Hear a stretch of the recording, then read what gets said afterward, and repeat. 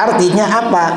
Doa tawassul itu tidak syirik, karena ini memang yang mengajarkan adalah baginda Rasulullah SAW. Wahabi mensyirikkan, dan Wahabi ini ajaran apapun yang berbeda dengan kita, kalau tidak merubah Al-Quran, merubah hadis. Kalau nggak merubah hadis, itu biasanya ngarang-ngarang dalil. Ini Wahabi. Kita ini kalau habis sholat ya macam tadi. Kita kalau habis sholat biasanya zikir jahar. Kalau Wahabi nggak ada zikir jahar. Habis salam, imamnya menghadap jamaah, lalu bibirnya gerak-gerak, kita gak dengar baca apa dia, karena kita gak tahu baca apa dia. Akhirnya jamaahnya bingung, mau baca apa ini? Karena bingung, akhirnya jamaahnya turun. Begitu jamaahnya turun, imamnya ikut turun. Nah, ini kebalik namanya. Mengapa? Lalu kata mereka apa? Mengapa mereka gak zikir jahar? Zikir jahar dengan suara keras bid'ah.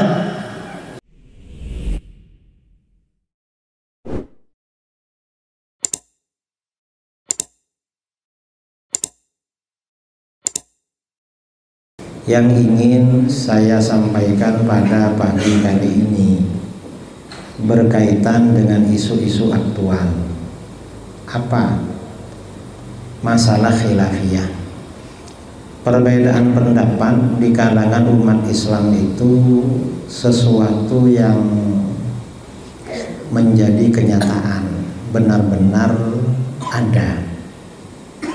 Cara menyikapi bagaimana? Perbedaan itu ada dua. Ada perbedaan pendapat di kalangan para ulama yang tidak berpotensi saling menyesatkan, membid'ahkan, dan mengkafirkan.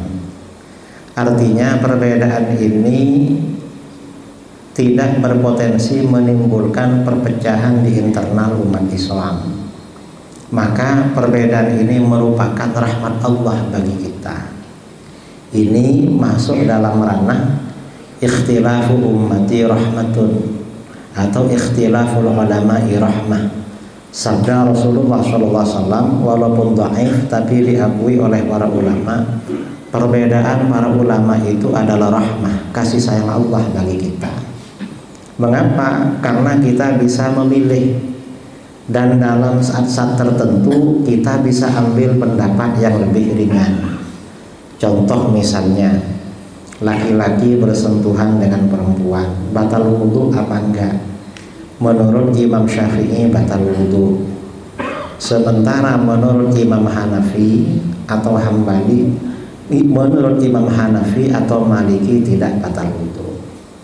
Hikmahnya di sini bagaimana? Dalam kondisi normal kita ikut Imam Syafi'i, agar kita kalau mau sholat gak main-main pegang-pegang istri, nanti batal wudhunya. Karena kalau hormonnya naik kemudian keluar cairan, batal wudhu, kan bahaya memang. Kemudian dalam kondisi tertentu kita perlu ikut mazhab Hanafi yang mengatakan tidak batal wudhu. Misalnya ketika kita umroh, dimana kalau kita umroh pada waktu tawaf ini susah sekali tidak bersentuhan dengan perempuan. Apalagi orang Indonesia fisiknya kecil-kecil, sering kena bentur tangannya orang-orang Turki, tangannya orang-orang Iran, orang India. Kalau ikut mazhab Syafi'i tiap beberapa meter nanti wudhu terus, nggak selesai-selesai tawafnya, maka ikut mazhab Hanafi. Ini namanya perbedaan ulama itu rahmah. Dan ini para ulama berbeda pendapat ini ribuan masalah. Imam Syafi'i berbeda dengan gurunya sendiri Imam Maliki dalam ribuan masalah. Tapi walaupun berbeda, tidak saling membid'ahkan, tidak saling mengkafirkan, tidak saling menyesatkan. Kadang ada yang bertanya, mengapa Imam Syafi'i ribuan kali berbeda dengan gurunya Imam Maliki? Karena ulama ahlus sunnah, ulama besar itu melahirkan para pakar, bukan melahirkan pengikut. Yang dicetak oleh ulama-ulama besar itu para ahli. Karena muridnya ahli juga, ya berbeda pendapat kadang dengan gurunya, bukan melahirkan para pengikut yang membebek pada gurunya. Masalahnya itu. Ini perbedaan pertama yang tidak berpotensi menimbulkan perpecahan. Yang kedua, ada perbedaan pendapat yang berpotensi menimbulkan perpecahan. Mengapa? Karena perbedaan pendapat ini menyebabkan seseorang membid'ahkan orang lain, menyesatkan orang lain, mengkafirkan orang lain. Maka ini namanya perbedaan yang tercela, yang disebut dengan furqah atau iftiraq, perpecahan. Dan ini tercela. Nah, ketika terjadi perbedaan seperti ini, maka bagaimana umat Islam harus mengikuti ajaran faham Ahlus Sunnah wal Jamaah. Di Ahlus Sunnah ini ada perbedaan, tetapi perbedaan yang tidak menimbulkan perpecahan, seperti perbedaan antara pengikut Imam Syafi'i, Imam Maliki, Imam Hanafi, Imam Hambali. Kemudian ada perbedaan yang pasti menimbulkan perpecahan. Ini seperti perbedaan antara Ahlus Sunnah dengan kelompok-kelompok di luar Ahlus Sunnah wal Jamaah. Dasarnya mana? Di dalam hadis riwayat Imam At-Tirmidzi, Rasulullah SAW bersabda, "Sataftariqu ummati ala 73 firqah." Umatku akan pecah menjadi 73 golongan. Ya, kalau yang namanya pecah ini berarti gak bisa disatukan, saudara, karena pecah. Umatku pecah menjadi 73 golongan. Kulluha finnar. Semua golongan itu masuk neraka. Illa wahidah, kecuali satu golongan. Yang selamat ini cuma satu golongan. Sisanya yang 72 ke neraka. Para sahabat bertanya, "Man hiya ya Rasulullah?" Siapa satu golongan yang selamat itu wahai Rasulullah? Rasulullah SAW menjawab, "Ma'ana alaihi wa ashabi." Golongan yang selamat itu golongan yang mengikuti ajaranku dan ajaran para sahabatku. Siapa golongan yang mengikuti ajaran Nabi dan ajaran para sahabat? Jelas itu adalah golongan Ahlus Sunnah wal Jamaah. Berarti kalau begitu kita wajib mengikuti Ahlus Sunnah wal Jamaah, dan kita tidak boleh mengikuti salah satu dari 72 golongan itu. Mengapa? Yang 72 diancam masuk neraka, yang satu dijanjikan masuk surga, dan kita diperintahkan oleh Allah menjaga, melindungi diri kita dan keluarga kita dari masuk neraka. Qu anfusakum wa ahlikum naro. Lindungilah diri kamu dan keluarga kamu dari api neraka. Nah, dari sini berarti wajib menjelaskan mana-mana dari 72 golongan itu. Dan ini bukan menimbulkan kegaduhan, bukan. Di Indonesia ini, di Indonesia, Islam itu pertama kali masuk dulu Ahlus Sunnah wal Jamaah. Di dalam fikih mazhabnya Imam Syafi'i. Di dalam akidah mazhabnya Imam Asy'ari. Di dalam tasawuf mazhabnya Imam Junaid al-Baghdadi. Tarekatnya, kalau orang Riau, orang Sumbar, orang Sumut, orang Aceh, orang Jambi, kebanyakan tarekatnya Naqsyabandiyah Khalidiyah. Mursyidnya kalau orang Melayu siapa? Syekh Abdul Wahab Rokan ya. Kalau orang Aceh Abu Muda Wali. Macam-macam. Kalau orang Indonesia bagian timur sudah ada yang Syadziliyah, kemudian ada yang Naqsyabandiyah Mulhariyah, ada yang Qadiriyah Naqsyabandiyah, ada Tijaniyah, ada macam-macam. Ini Ahlus Sunnah. Belakangan kira-kira 200 tahun yang lalu muncul 3 aliran di negeri kita pada masa-masa penjajahan. Siapa? Yang pertama Wahabi. Wahabi ini sejak awal muncul di Saudi sudah masuk ke sini. Yang kedua Syiah. Yang ketiga aliran kebatinan. Kebatinan ini ngaku-ngaku pengikut tasawuf, tapi mengajak jamaahnya meninggalkan sholat 5 waktu. Bilangnya tasawuf tapi gak sholat. Sufi tapi gak sholat, berarti suka nonton TV. Karena gak sholat kan, mestinya kan rajin sholat itu sufi ya. Nah, cuma Cuma yang paling marah di negeri kita, terutama di Riau, di Pekanbaru, itu Wahabi. Kalau Syiah itu hampir gak dengar. Saya 5 tahun bolak-balik, kadang tiap bulan, tiap 2 bulan, 3 bulan ke Pekanbaru, gak pernah ketemu Syiah. Dulu pernah ketemu HTI, Hizbut Tahrir awal-awal, tapi lama-lama karena guru-guru kita, Ustadz Abdul Somad, Buya Zulhendri Rais, Ustadz Al-Nof, dan lain-lain gencar menjelaskan tentang HTI. Sekarang mereka banyak kembali ke dalam Ahlus Sunnah wal Jamaah. Nah, yang Wahabi ini enggak balik-balik. Cuma ada sebagian ya yang sadar itu, tapi enggak, malah bangunannya tambah gede, tambah besar itu. Ini Wahabi. Pertanyaannya, apakah Wahabi ini aliran benar atau aliran sesat? Ahlus Sunnah wal Jamaah jelas menganggap Wahabi ini aliran sesat, aliran Salafi. Dasarnya apa? Banyak dasarnya. Misalnya hadis riwayat Ibnu Hibban, hadis sahih dari Sayyidina Hudzaifah bin Al-Yaman radhiyallahu an.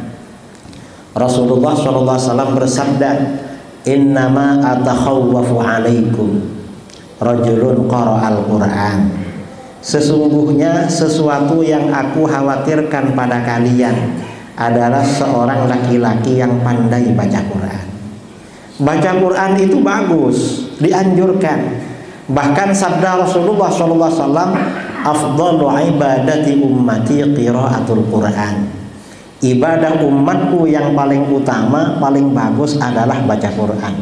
Tapi di sini ada orang pandai baca Quran, Rasulullah kok khawatir. Rasulullah kok awas, berarti ini bermasalah. Bukan Qurannya yang bermasalah, tapi orangnya. Ada orang pandai baca Quran, Rasulullah khawatir dengan orang ini. Mengapa? Hatta idza ru'iyat bahjatuhu alaihi, hingga ketika orang ini kelihatan indah karena Al-Quran. Kok indah karena Al-Quran? Mungkin dia hafal Quran, suaranya merdu, enak. Kalau menjadi imam jamaahnya Masya Allah, suaranya merdu. Wasara rid'an lil Islam, orang ini juga menjadi penolong Islam. Kok penolong Islam? Mungkin bikin masjid, buka rumah tahfidz Al-Quran, ngajak orang kembali ke masjid, menjadi imam, ngajar Al-Quran, macam-macam, ngajar sholat. Jadi orang ini Qurannya bagus, indah karena Al-Quran, menjadi penolong Islam.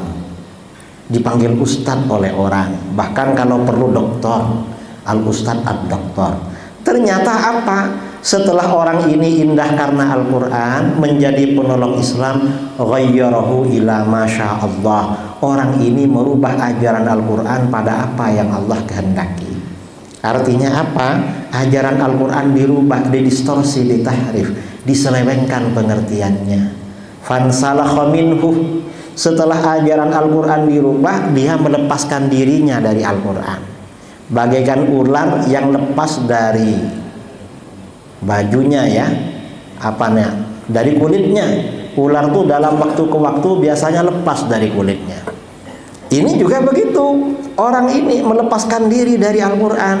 Fanabadhahu wara'a dhahri, Al-Quran dia buang jauh-jauh ke belakang. Setelah dia buang jauh-jauh ke belakang, orang-orang sudah percaya pada dia, ajaran Al-Quran dirubah, dia buang ke belakang. Akhirnya apa? Fasa'a ila jarihi bisayf, lalu dia serang tetangganya dengan pedang. Tetangganya dibunuh. Dulu pakai pedang, sekarang bukan pakai pedang saudara, pakai bom. Sekarang ini pakai pistol seperti orang ISIS di Syria dan di Irak. Itu kan Wahabi itu. Mengapa tetangganya dibunuhnya? Waramahu bisyirki, dia tuduh tetangganya telah syirik. Kenapa dituduh dengan syirik? Ya berdasarkan ajaran Al-Quran yang dia selewengkan, yang dia rubah maknanya. Para sahabat bertanya, ada sahabat bertanya, "Ya Nabi Allah, ayyuhuma aula bisyirki, ar-rami amil marmi?" Hai Nabi Allah, siapa dari keduanya yang lebih berhak dianggap syirik? Yang menuduh syirik atau yang dituduh syirik? Rasulullah menjawab, balir rami, Justru yang menuduh syirik yang lebih berhak dianggap syirik. Nah, saudara-saudara, di akhir zaman ini tandanya aliran sesat itu pimpinannya tidak harus pakai tato, gak pakai anting-anting, gak pakai kalung. Bahkan kadang-kadang pimpinannya ini penampilannya sebagai ustadz, hafal Quran, suaranya merdu, mendirikan madrasah, mendirikan pondok, ya macam-macam. Tapi ajaran Al-Quran dirubah. Dirubah bagaimana? Yang tidak syirik dia syirikkan, yang tidak kafir dia kafirkan, yang tidak bid'ah dia bid'ahkan, yang tidak haram dia haramkan, yang tidak wajib dia wajibkan. Pokoknya dirubah-rubah, diacak-acak hukum agama. Ini siapa yang cocok dengan seperti ini? Wahabi. Beberapa bulan yang lalu saya undangan di Bima, Nusa Tenggara Barat. Sebelum berceramah, ustadznya bagi ceramah, kiainya buya di situ yang punya pondok ceramah, kiai, kami ini pondok Ahlus Sunnah wal Jamaah. Tiap malam Jumat mengadain maulid. Karena kami aswaja, tetangga sebelah anti maulid. Alhamdulillah tiap malam Jumat kami dapat hadiah kiriman batu bata melayang dari sebelah. Saya tanya, masih ada batu batanya?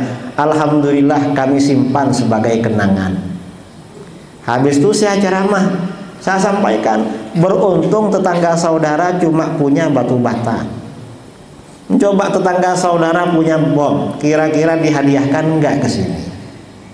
Karena mereka mengkafirkan orang. Wahabi ini mengkafirkan orang, merubah ajaran Al-Quran. Apa yang dikafirkan? Orang yang bertawassul, bertabarruk, beristighatsah. Kalau Ahlus Sunnah, mayoritas umat Islam bertawassul, bertabarruk, beristighatsah. Mengapa? Alasannya simpel, perintah Al-Quran. Ya ayyuhalladzina amanu taqullaha wabtaghu ilaihil wasilah. Hai orang-orang yang beriman, bertakwalah kamu kepada Allah dan carilah wasilah menuju Allah. Wasilah itu artinya perantara. Jadi kita diperintahkan berperantara, berwasilah. Perintah Al-Quran. Dan wasilah dicontohkan oleh Rasulullah SAW. Wahabi anti wasilah. Orang yang berperantara, berwasilah, syirik dan kafir. Dasarnya apa? Pakai Al-Quran juga, cuma disalahartikan. Mengapa Wahabi mengkafirkan mayoritas umat Islam? Kata mereka, hai orang-orang Islam yang bertawassul, kalian syirik. Mengapa syirik? Orang-orang musyrik pada masa Rasulullah SAW, para penyembah berhala, ketika ditanya, mengapa kalian menyembah patung-patung, menyembah batu-batu yang kalian bikin sendiri? Orang musyrik menjawab, ma na'buduhum illa liyuqarribuna ilallahi zulfa. Kami tidak menyembah berhala-berhala itu, melainkan agar berhala-berhala itu mendekatkan kami kepada Allah sedekat-dekatnya. Nah, orang musyrik menyembah berhala untuk mendekatkan diri pada Allah. Makanya mereka kafir. Berarti sama dengan kalian bertawassul, berperantara dengan nabi dan wali untuk mendekatkan diri kepada Allah. Orang musyrik kafir, kalian kafir juga. Nah, ini berarti si Wahabi ini merubah Al-Quran. Mengapa merubah Al-Quran? Karena orang musyrik itu memang menyembah pada berhala, beribadah pada berhala. Makanya Al-Quran menggunakan diksi, menggunakan narasi, ma na'buduhum illa liyuqarribuna. Kami tidak beribadah kepada berhala kecuali agar berhala itu mendekatkan kami kepada Allah. Artinya orang musyrik itu memang beribadah kepada berhala. Adapun orang Islam kepada para nabi dan para wali tidak beribadah, tetapi berwasilah, menyembahnya, doanya kepada Allah. Ini contoh doa wasilah ya, tawassul, yang diajarkan oleh baginda Rasulullah SAW. Suatu ketika Rasulullah SAW mengajar di rumah salah seorang sahabat. Tiba-tiba seorang laki-laki tunanetra datang, laki-laki buta. Lalu dia minta, ya Rasulullah, ud'ullah ayyakshifa basari. Hai Rasulullah, doakan pada Allah agar menyembuhkan aku dari kebutaan ini. Saya ingin sembuh dari buta Rasulullah. Lalu Rasulullah jawabannya memberi opsi. In syi'ta sabarta fahuwa khairun lak, kata Rasulullah. Kalau kamu mau, kamu yang sabar aja biar tetap buta. Itu lebih baik bagi kamu. Karena kamu gak lihat maksiat dan kamu dapat pahala terus, masuk surga kamu. Tapi wa in syi'ta da'autu, tapi opsi kedua, kalau kamu mau tak doakan. Ternyata kata laki-laki itu, fada'uhu ya Rasulullah, doakan aja Rasulullah, saya ingin lihat, biar kalau ke masjid gak perlu orang yang ngantar, jalan sendiri. Ternyata apa? Ternyata Rasulullah ngasih amalan pada dia. Kata Rasulullah, itil midha'ah, kamu datangi tempat wudu, fa'ahsinil wudu, lalu kamu kerjakan wudu dengan baik, dengan sempurna. Tsummatil masjid, lalu kamu pergi ke masjid, fasholli rakaatain, lalu di masjid kamu sholat hajat 2 rakaat. Kemudian tsummakul, setelah sholat hajat kamu baca doa ini, katakan doa ini, Allahumma inni as'aluka, ya Allah, sesungguhnya aku memohon kepadamu. Nah, dari tadi ini rangkaiannya akan beribadah kepada Allah.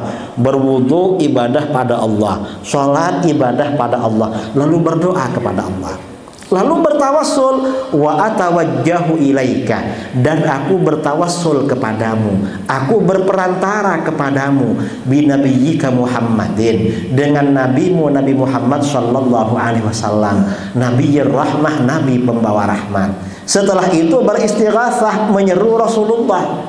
Menyeru ini konteksnya juga berperantara, berwasilah. Ya Muhammad, wahai Muhammad, ya Nabiyar Rahmah, wahai Nabi pembawa rahmat, inni tawajjahtu bika ila Rabbi, sesungguhnya aku bertawassul, aku berperantara denganmu kepada Tuhanku. Fi hajati hadhihi, mengenai hajatku ini, ingin sembuh dari buta, lituqbali, agar dikabulkan oleh Allah untukku.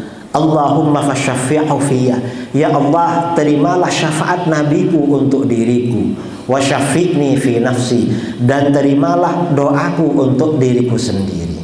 Laki-laki ini mengamalkan doa yang diajarkan oleh Nabi, sholat hajat dan doa yang diajarkan oleh Nabi. Kata rawi hadis tadi, Sayyidina Utsman bin Hunayf radhiyallahu an, gak lama kemudian laki-laki itu pun datang ke tempat Nabi mengajar, wa qad absar, sudah benar-benar sembuh dari buta.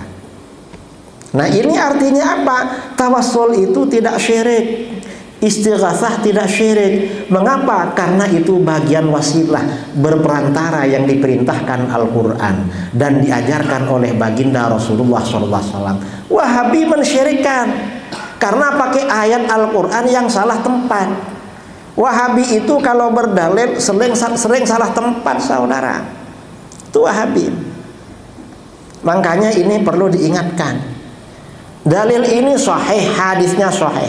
Karena hadisnya sahih, oleh Wahabi dirubah. Gimana kata Wahabi? Wahabi ngarang. Kata Wahabi, doa ini boleh dibaca ketika Nabi masih hidup. Terus kalau Nabi sudah wafat gak boleh dibaca. Mengapa gak boleh? Karena syirik. Kita tanya sama Wahabi, yang bilang begitu siapa? Nabi apa Wahabi? Nabi gak pernah bilang begitu. Awas ya, kalau saya sudah meninggal jangan dibaca doa ini lagi karena syirik. Nabi gak pernah cakap begitu. Yang cakap begitu Wahabi. Berarti Wahabi memang suka merubah ajaran agama. Al-Quran dirubahnya, hadis dirubahnya juga. Dan doa ini tetap berlaku sampai akhir zaman. Karenanya Rasulullah wafat, para sahabat mengajarkan hadis ini kepada muridnya. Sahabat wafat, muridnya mengajarkan lagi kepada muridnya. Gurunya wafat, diajarkan lagi kepada muridnya. Sampai hadis ini ada di dalam berbagai kitab-kitab hadis. Lalu diajarkan oleh guru-guru kita kepada kita. Ini tawassul. Biasanya di kitab-kitab hadis, hadis ini biasanya dibaca oleh orang yang sakit keras, atau dibaca oleh orang yang mengajukan proposal kepada pemerintah, atau dibaca oleh orang yang mencari kerja, atau dibaca oleh orang yang punya hajat berat. Saya pernah nyoba ya, istri saya waktu mau melahirkan berat. Kata dokter, kata bidannya yang jaga di puskesmas dulu sekitar jam 2 malam, gimana Bu? Masih lama Pak? Ini masih buka 2, carikan teh hangat aja biar ibunya agak kedinginan. Akhirnya saya ke musola, lalu sholat. Habis sholat saya baca doa ini, doa yang lain. Habis itu saya masuk lagi ke ruang, gimana? Masih lama kok, kata susternya. Carilah teh.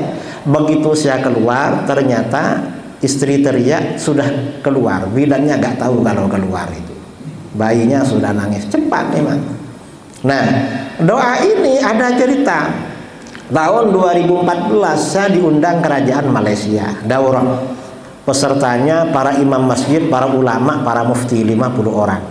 Di tengah pulau diantarkan kapal sampai di pulau kecil itu, kapal pergi biar gak pulang 3 hari. Saya menerangkan dalil tawassul, lalu saya berseloroh canda.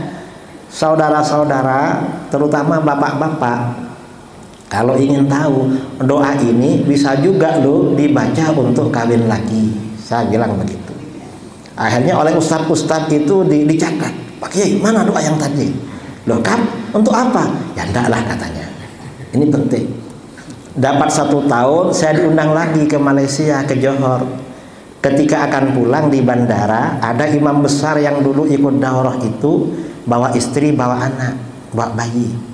Kiai minta tolong Kiai ke rumah makan dulu, kami rindu sama Kiai, ingin makan-makan katanya. Akhirnya makan di situ. Waktu duduk saya tanya dia, ini istri kamu ini barokah Kiai katanya. Ini anak kamu barokah Kiai. Apa kok barokah dok? Ditanya, yang bener lah jawab, istri kamu. Akhirnya pejabat yang ngantar saya bisik-bisik, Pak Kiai, ini imam besar nih dah kawin lagi katanya. Ini punya anak.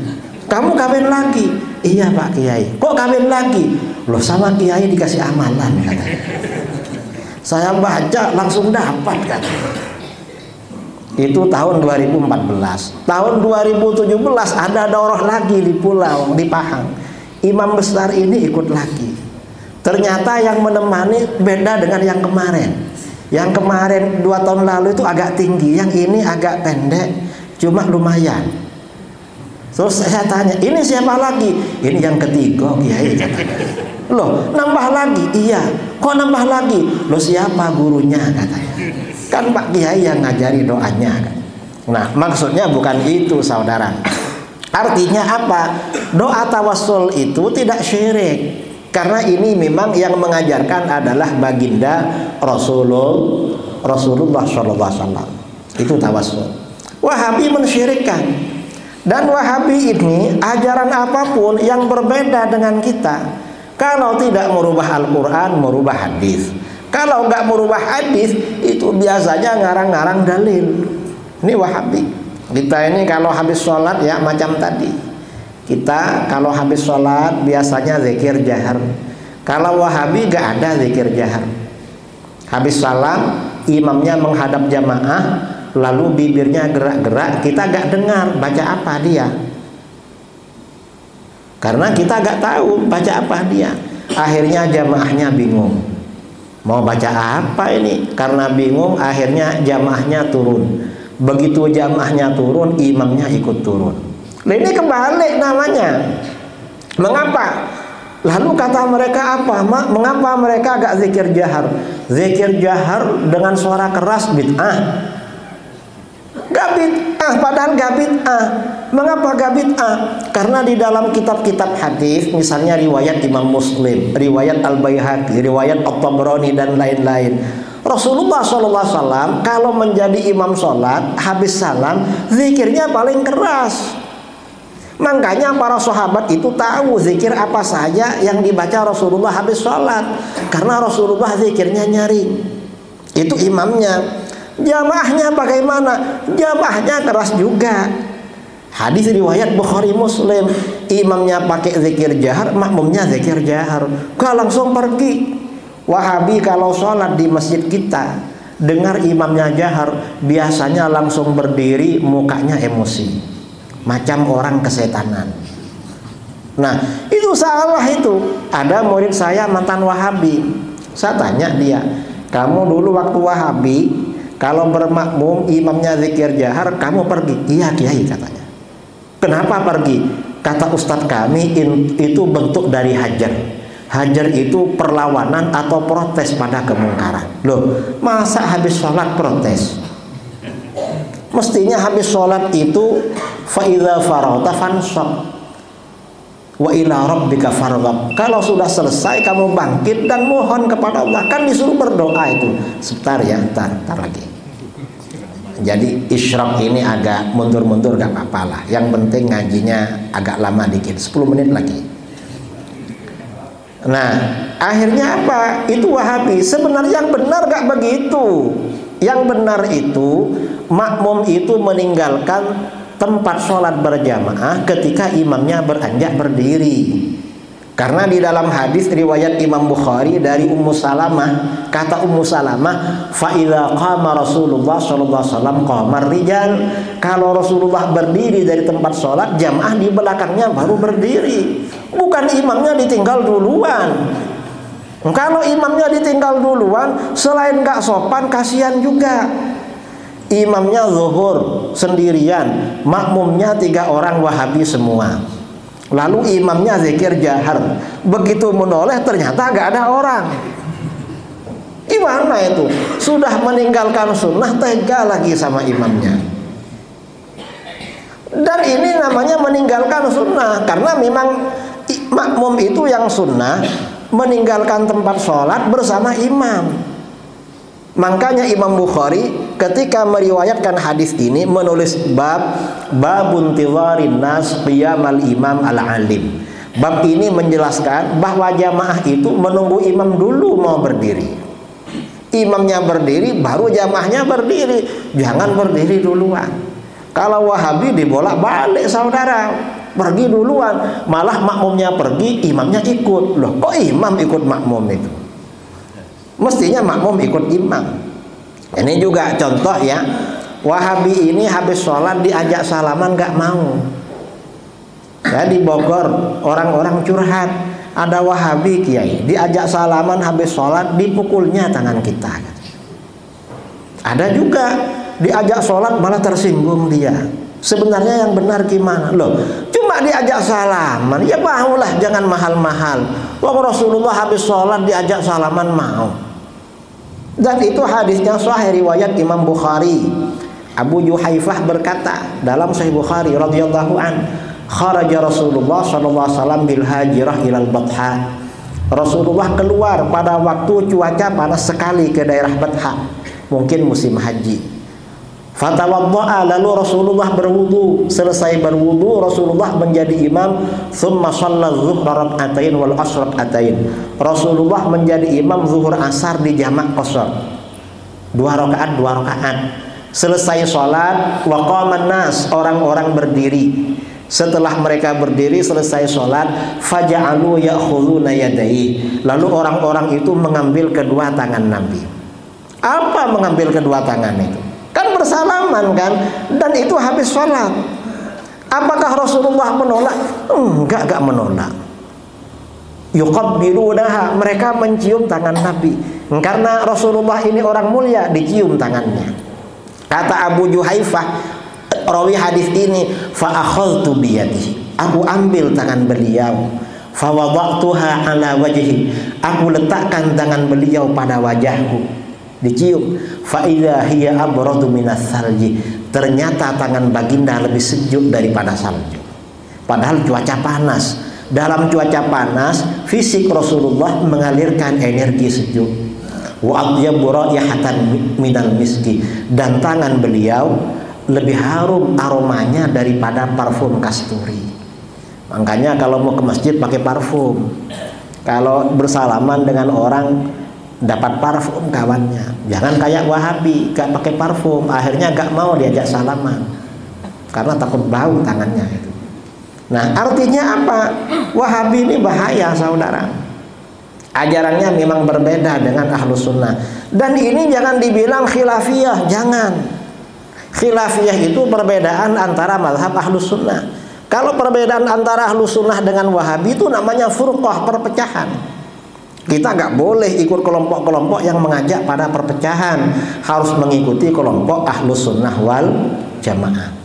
Nah, masalah-masalah lain di mana Wahabi itu berbeda dengan kita, itu mereka biasanya kalau nggak merubah ajaran Al-Quran, merubah hadis Nabi, atau ngarang-ngarang dalil, salah menempatkan dalil. Jangan dikira setiap orang berdalil dengan Al-Quran pasti benar, enggak. Kadang-kadang yang berdalil dengan Al-Quran itu aliran sesat. Mengapa? Al-Quran menjelaskan yudhillu bihi katsira wa yahdi bihi katsira. Allah sesatkan dengan Al-Quran banyak orang, dan Allah berikan hidayah dengan Al-Quran banyak orang. Kalau orang sesat mencari-cari ayat Al-Quran untuk membenarkan kesesatannya. Tapi kalau orang Ahlus Sunnah wal Jamaah, orang yang adil, mencari-cari ayat Al-Quran untuk membela kebenaran. Enggak semua yang mengambil dari dalil Al-Quran itu benar, saudara. Makanya hati-hati. Kita harus bertahan menjaga akidah Ahlus Sunnah wal Jamaah.